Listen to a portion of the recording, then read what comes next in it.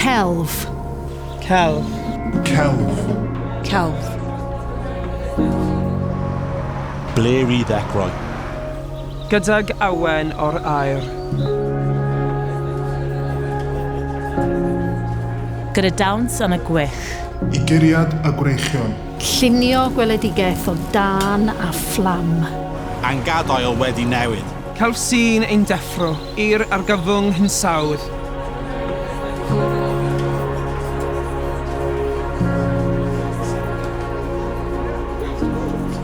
Celf sy'n gosod ein llwybr trwy ddroswch y dyfodol. Celf sy'n cysylltu pawb trwy'r Cymraeg. A chreadigrwydd arloesol sy'n tanio'r dychymyg. Mae'n system sy'n gweld talent ac yn cyfnogi llwyddiant. Mae'r celfyddydau yn rhan o fywyd pob dydd pobl Cymru, yn ein cysylltu, yn angenrheidiol ein llesiant ac yn ein ysbrydoli am genedlaethau I ddod. Mae Cyngor Celfyddydau Cymru yn ymrwymedig I greu amgylchedd lle gall gwybodaeth, dealltwriaeth ac ymarfer y celfyddydau ffynnu.